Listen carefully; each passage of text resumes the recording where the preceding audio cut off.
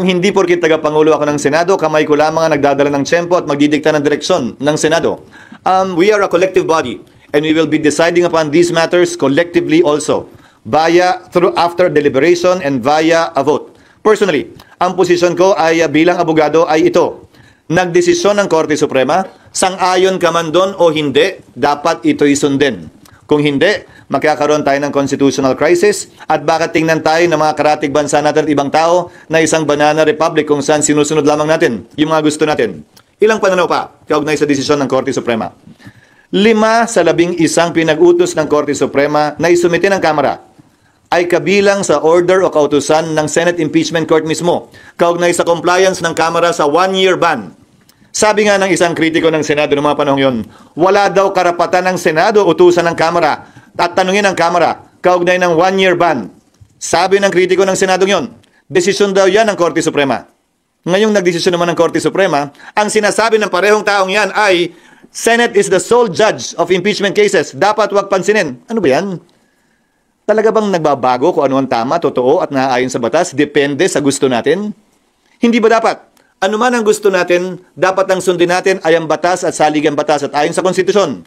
Korte Suprema lamang ang bukod tanging may kapangyarihan magbigay buhay at mag-interpret ng ating saligang batas. May mga parte din naman ng desisyong hindi ako sang-ayon.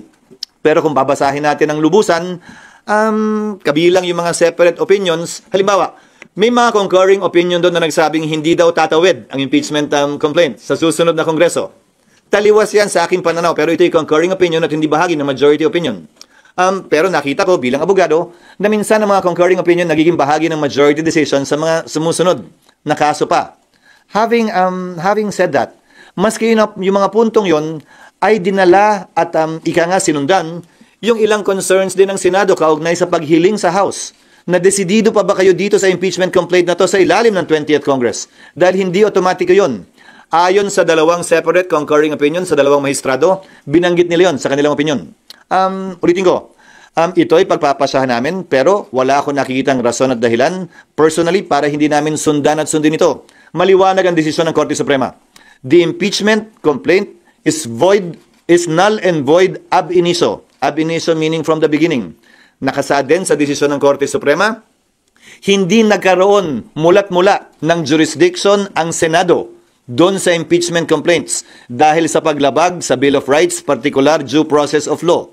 Pangatlo, sinabi din ng Korte Suprema, immediately executory ang desisyong ito.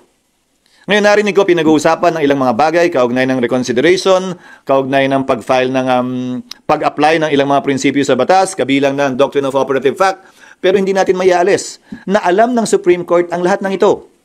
Ang Doctrine of Operative Fact, Korte Suprema mismo ang nagbaba niyan bilang exception sa null and void ab initio ruling nila sa mga nagdaang kaso. So kung nais nilang gamitin yan, edi ginamit na sana nila dito. Pangalawa, tapusin ko lang, at pangalawa, kaugnay sa paglabag ng